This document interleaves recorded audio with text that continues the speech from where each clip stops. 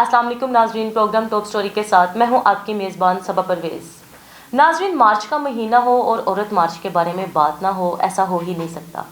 लेकिन इस साल औरत मार्च पिछली औरत मार्च के हवाले से किस तरह अलग है, इस पर बात करने के लिए हमारे साथ स्टूडियो में मौजूद है सीनियर सहाफ़ी और तज्ज़ियाकार अमारा खान। जी अमारा, औरत मार्च पर पहले ही बहुत बातें हो चुकी हैं, लेकिन अब क्या हो गया? देखें, अब के अगर बात करें तो अब के ये हुआ है कि इन्हें इजाज़त नहीं मिल रही। ठीक है, औरत मार्च कोई 5 साल से पाकिस्तान में मुनक्किद किया जा रहा है। अगरचे पाकिस्तान में हमेशा से औरतों के हकूक़ की बात की जाती रही है, हमारे मज़हब में भी इस पे बहुत ज़ोर दिया गया, फिर गवर्नमेंट की तरफ से भी जो है इस पे बहुत ज़्यादा इसके लिए इस्लाहात की गई हैं और बहुत ज़्यादा इक़दामात किए गए हैं, और माशरती तौर पे भी और NGOs हैं और जो कि औरतों के हकूक़ के लिए काम कर रही हैं। लेकिन 2018 से औरतों के आलमी दिन पे एक मार्च किया जाने लगा जिसको नाम दिया गया औरत मार्च का। अच्छा, जब ये किया गया तो उम्मीद की जा रही थी कि शायद औरतों के हकूक़ पे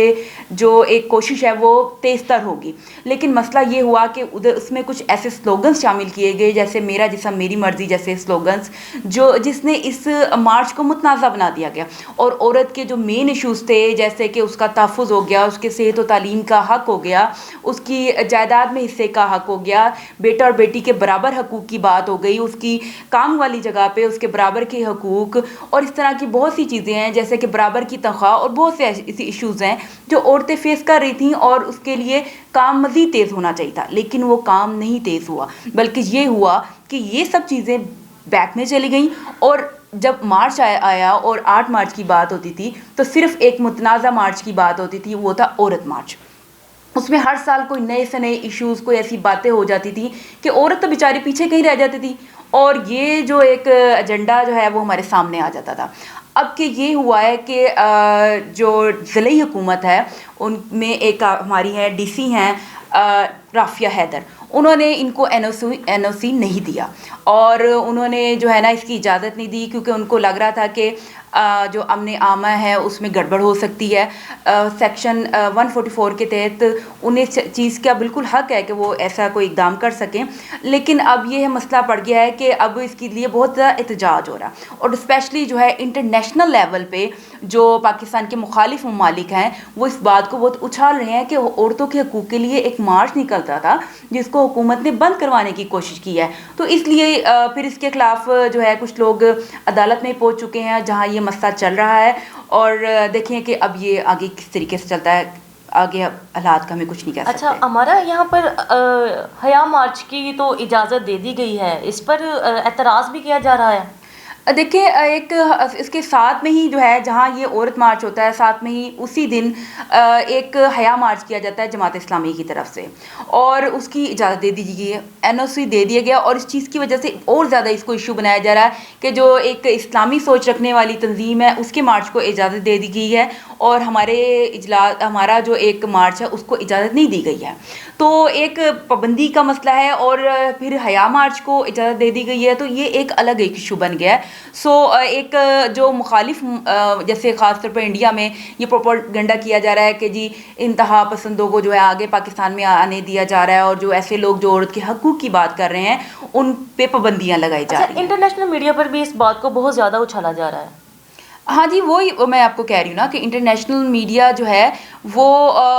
हत्ता कि उन्होंने ये नहीं बता रहे कि इसके ख़िलाफ़ फिर केस भी दायर किया गया है। जो कुछ ऐसे लोग हैं जो इस फैसले के ख़िलाफ़ भी गए हैं वो ये बात नहीं कर रहे, वो बस ये बात कर रहे हैं कि पाकिस्तान में औरत के हकूक़ पे बात करने वालों के ख़िलाफ़ पाबंदी लगाई गई है।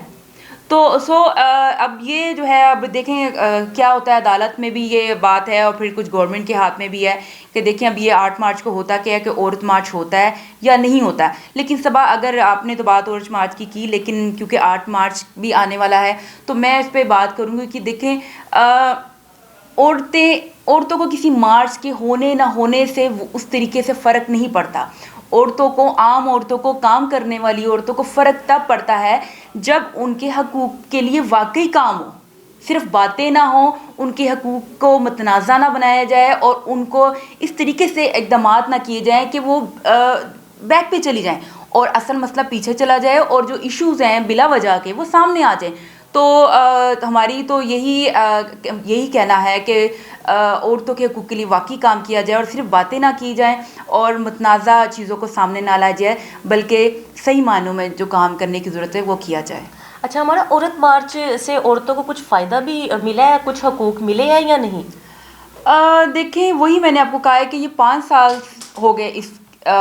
مارچ کو ہوتے ہوئے، تو ابھی تک تو 5 سال میں ہم نے سوائے کنٹروورشل باتوں کے اور ایشوز کے ابھی تک ہم نے کوئی ایسی بات ہوتے ہوئے دیکھی نہیں ہے، اور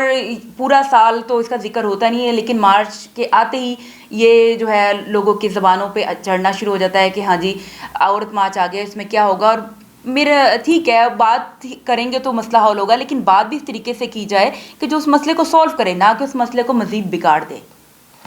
جی ناظرین، سنا آپ نے ہمارے پروگرام کو ایسے ہی دیکھتے رہیے۔ اپنے میزبان صبا کو اجازت دیں، اللہ نگہبان۔